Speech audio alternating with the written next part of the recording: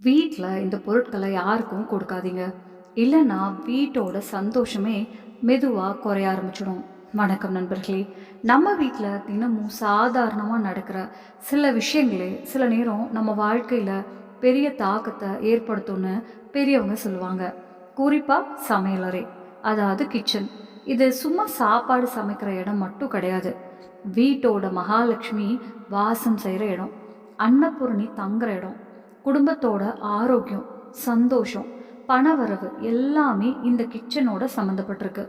ஆனால் இப்போ நிறைய பேருக்கு ஒரு பழக்கம் இருக்குது. பக்கத்து வீட்டுக்காரங்க கேட்டால் உடனே கிச்சனில் இருக்கிற பொருட்களை எடுத்து கொடுத்துடுவாங்க. நல்ல மனசு வேணாம் அப்படின்னு சொல்ல முடியாது. ஆனால் சில பொருட்களை அடிக்கடி கொடுக்கறது வீட்டில் இருக்கிற நேர்மறை ஆற்றலை குறைக்கும்னு ஜோதிடமும் வாஸ்துவும் சொல்லுது. அதனால் இன்னைக்கு நம்ம என்ன பார்க்க போகிறோம்னா, கிச்சனில் இருக்கிற எந்த பொருட்களை யாருக்கும் கொடுக்கக்கூடாது, ஏன் கொடுக்கக்கூடாது, கொடுத்தா என்ன பிரச்சனை வரும், அதே மாதிரி கிச்சனில் என்னென்ன தவறுகளை செய்யக்கூடாது, எல்லாத்தையும் ரொம்ப எளிமையாக பார்க்கலாம். முதல்ல மஞ்சள் பற்றி பார்ப்போம். மஞ்சள் நம்ம வீட்டில் மஞ்சள் இல்லாமல் ஒரு நாள் கூட போகாது. சமைக்கவும் யூஸ் பண்ணுவோம், பூஜைக்கும் யூஸ் பண்ணுவோம், மருத்துவத்துக்கும் யூஸ் பண்ணுவோம். அதனால் மஞ்சளுக்கு ரொம்ப ஸ்பெஷல் இடம் இருக்குது. ஜோதிடத்தில் மஞ்சள் என்பது குரு பகவானோட சம்மந்தப்பட்ட பொருள். குரு என்றாலே அறிவு, பணம், மதிப்பு, நல்ல பெயர், குடும்ப சந்தோஷம். அதனால் வீட்டில் இருக்கிற மஞ்சளை அடிக்கடி யாருக்காவது கடனாக கொடுக்கறது நல்லதில்லைன்னு சொல்லுவாங்க. சில வீட்டில் என்ன ஆகும் தெரியுமா? அக்கா கொஞ்சம் மஞ்சள் இருக்கான்னு கேட்ட உடனே டப்பாவை எடுத்து கொடுத்துருவாங்க. அது நல்ல மனசு தான், ஆனால் அடிக்கடி இப்படி செய்யக்கூடாது. இப்படி கொடுத்துக்கிட்டே இருந்தால் வீட்டில் பணத்தட்டுப்பாடு வரலாம், வீட்டில் அவங்கள மதிக்கிறது குறையலாம், வேலையில் பிரச்சனை, பிஸ்னஸில் லாஸ், மனசில் குழப்பம், இப்படி மெதுவாக நெகட்டிவ் சேஞ்சஸ் வர ஆரம்பிக்கும்னு நம்பப்படுகிறது. அதனால் மஞ்சள் முழுக்க காலி ஆகிறதுக்கு முன்னாடி வாங்கி வச்சுக்கோங்க. அவசரத்துக்கு கொடுக்க வேண்டிய நிலை வந்தாலும் கொஞ்சமாக மட்டும் கொடுங்க. அடுத்தது அரிசி. அரிசி என்பது அன்னபூரணியோட அருள் இருக்கிற பொருள். நம்ம வீட்டில் அரிசி நிறைய இருந்தால் அந்த வீட்டில் பசி இருக்காதுன்னு பெரியவங்க சொல்லுவாங்க. ஜோதிடத்தில் அரிசி சுக்கிர பகவானோட சம்பந்தப்பட்டதாக சொல்லப்படுகிறது. சுக்கிரன் என்றாலே சுக வாழ்க்கை, வசதி, குடும்ப மகிழ்ச்சி, லக்ஸரி. அதனால் வீட்டில் இருக்கிற அரிசியை அடிக்கடி கடனாக கொடுக்கறது நல்லதில்லை. சில பேர் மாத கடைசியில் பக்கத்து வீட்டுக்கு அரிசி வாங்கி வாங்கி போடுவாங்க. அதுவும் இரவு நேரத்தில் கொடுக்கறது நல்லதில்லைன்னு சொல்லுவாங்க. இப்படி கொடுத்துக்கிட்டே இருந்தால் வீட்டில் அன்னெசசரி சண்டைகள், மன அமைதி இல்லாமல் போவது, செலவு அதிகமாகுது, சந்தோஷம் குறைஞ்ச மாதிரி ஃபீல் ஆகிறது, இப்படி ஆகலாம். ஆனால் கவனிக்கணும், ஏழைகளுக்கு தானம் பண்ணுறது வேற, அது நல்ல விஷயம். வீட்டில் கடவுளுக்கு முதல்ல சமர்ப்பிச்சுட்டு அதுக்கப்புறம் யாருக்காவது கொடுத்தா அது பிரசாதம் மாதிரி ஆகிடும். அடுத்தது எண்ணெய். வாஸ்து ஜோதிடம் ரெண்டுலேயும் கடுகு எண்ணெய்க்கு ரொம்ப முக்கியம் இருக்குது. இது சனி பகவானோட சம்மந்தப்பட்டதாக சொல்லப்படுகிறது. வீட்டில் கடுகு எண்ணெய் முழுக்க காலியாகக்கூடாது. குறிப்பாக சனி செவ்வாய் கிழமைகளில் யாருக்கும் எண்ணெய் கடனாக கொடுக்காதீங்கன்னு சொல்லுவாங்க. ஏன்னா சனி பாதிப்பு அதிகமானால் வாழ்க்கையில் என்னாகும் தெரியுமா?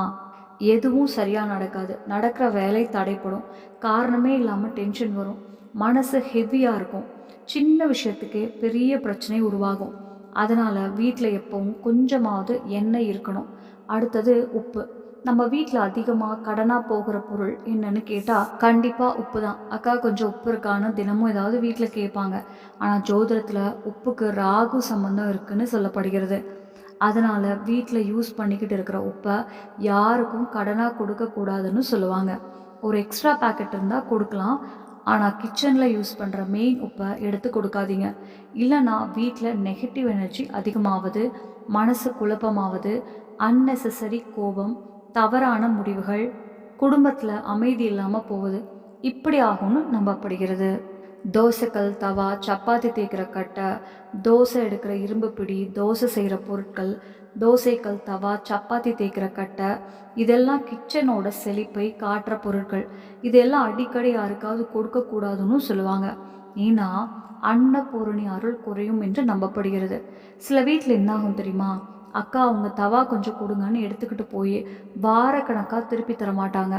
அதனால் இப்படிப்பட்ட கிச்சன் பொருட்களை ஷேர் பண்ணுறது அவாய்ட் பண்ணுங்கள். அடுத்தது பால். பால் என்பது சந்திர பகவானோட சம்மந்தப்பட்டதாக சொல்லப்படுகிறது. அதனால் சூரியன் மறைஞ்ச பிறகு வீட்டில் இருக்கிற பால் இல்லாட்டி பாலால் செஞ்ச பொருட்களை யாருக்கும் கடனாக கொடுக்காதீங்கன்னு சொல்லுவாங்க. இப்படி கொடுத்தா பணப்பிரச்சனை, ஹெல்த் இஷ்யூஸ், மன அமைதி இல்லாமல் போவது மாதிரி விஷயங்கள் வரும்னு நம்பப்படுகிறது. அடுத்தது வெங்காயம் மற்றும் பூண்டு. வெங்காயம் பூண்டு ரெண்டுக்குமே கேது சம்மந்தம் இருக்குன்னு ஜோதிடத்தில் சொல்லப்படுகிறது.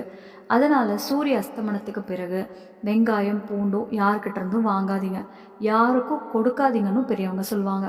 இப்படி செஞ்சால் வீட்டில் அன்னதானிய குறைவு, பணம் தங்காமல் போவது, அன்னெசசரி செலவுகள், வீட்டில் கஷ்டம் அதிகமாகுது, இப்படி வரும்னு நம்பப்படுகிறது.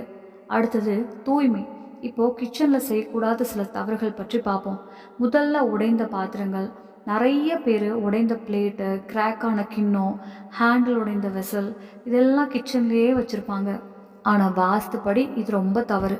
உடைந்த பொருட்கள் வீட்டில் நெகட்டிவ் எனர்ஜியை அதிகப்படுத்தும்னு சொல்லுவாங்க.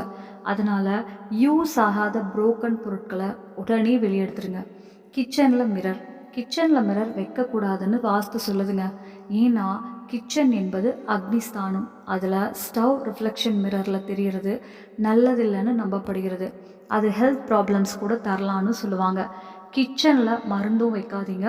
சில பேர் மெடிசன் பாக்ஸை கிச்சனில் வச்சுருப்பாங்க. ஆனால் இது நல்லதில்லைன்னு வாஸ்து சொல்லுது. கிச்சனில் மருந்து வச்சா வீட்டில் ஒருத்தருக்கு ஒருத்தர் ஹெல்த் இஷ்யூஸ் தொடர்ந்து வரலான்னு நம்பப்படுகிறது. பழைய மாவு. இரவு மீஞ்ச மாவை ஃப்ரிட்ஜில் வச்சுட்டு மறுநாள் யூஸ் பண்ணுறது நிறைய வீட்டில் நடக்கும். ஆனால் வாஸ்துப்படியும் ஹெல்த் படியும் இது நல்லதில்லை. ஏன்னா இரவு முழுக்க பாக்டீரியா உருவாகும். அது மட்டும் இல்லாமல் வீட்டில் சோம்பேறித்தனம், நெகட்டிவ் எனர்ஜி, மன அழுத்தம் அதிகமாவது மாதிரி விஷயங்கள் வரும்னு நம்பப்படுகிறது. கிச்சனை ஸ்டோர் ரூம் ஆக்காதீங்க. யூஸ் ஆகாத பழைய பொருட்கள், பாக்ஸ், கவரு, பழைய மிக்சி, பழைய வெசல் எல்லாத்தையும் கிச்சனில் போட்டு அடுக்கி வைப்பாங்க. ஆனால் கிச்சன் எப்பவும் சுத்தமாகவும் லைட்டாகவும் இருக்கணும். கிச்சனில் தேவையில்லாத பொருட்களை குவிச்சு கிடந்தா அன்னபூரணி அருள் குறையும்னு சொல்லுவாங்க. உப்பு டப்பாங்க. உப்பு கிளாஸ் கண்டெய்னரில் வைக்கிறது நல்லதுன்னு வாஸ்து சொல்லுது. பிளாஸ்டிக் இல்லாட்டி ஸ்டீல் டப்பாவை விட கிளாஸில் வச்சா வீட்டில் பாசிட்டிவ் எனர்ஜி அதிகரிக்கும்னு நம்பப்படுகிறது. அடுத்தது பூஜை அறை. கிச்சன் சிங்க் மேலே பூஜை படம் இல்லாட்டி சாமி செல்ஃப் எல்லாம் வைக்காதீங்க. அது வாஸ்துப்படி நல்லதில்லை. அதனால் வீட்டில் நடக்கிற நல்ல விஷயங்கள் தடைப்படலான்னு சொல்லுவாங்க. நண்பர்களே, இந்த விஷயங்கள் எல்லாம் நம்புறதும் நம்பாததும் அவரவர் விருப்பம்தான். ஆனால் நம்ம முன்னோர்கள் சில விஷயங்களை அனுபவத்தால் சொல்லி வச்சுருக்காங்க. வீட்டில் சுத்தம், நேர்மறை எண்ணங்கள், பக்தி, அமைதி இதெல்லாமே இருந்தால் கண்டிப்பாக வீட்டில் நல்லதே நடக்கும். அதனால் கிச்சனை எப்பவும் சுத்தமாக வச்சுக்கோங்க. உணவை மதிங்க. அன்னபூரணியை மனசார நினச்சிக்கோங்க. வீட்டில் சந்தோஷமும் செழிப்பும் நிச்சயம் அதிகரிக்கும். இந்த தகவல் உங்களுக்கு பயனுள்ளதாக இருந்துச்சுன்னா வீடியோவுக்கு ஒரு லைக் பண்ணுங்கள். உங்கள் ஃப்ரெண்ட்ஸ் மற்றும் ஃபேமிலி கிட்ட ஷேர் பண்ணுங்கள். இன்னும் இதே போல் பயனுள்ள வீடியோக்களுக்கும் நம்ம ஆன்மீக தமிழ் சேனலை சப்ஸ்கிரைப் பண்ணி பெல் ஐக்கானை ப்ரெஸ் பண்ணிக்கோங்க. மீண்டும் இன்னொரு சூப்பர் தகவலோடு உங்களை சந்திக்கிறேன். நன்றி நண்பர்களே. நம்ம சேனல்ல பிடிச்சிச்சுன்னா லைக் பண்ணுங்க, ஷேர் பண்ணுங்க, சப்ஸ்கிரைப்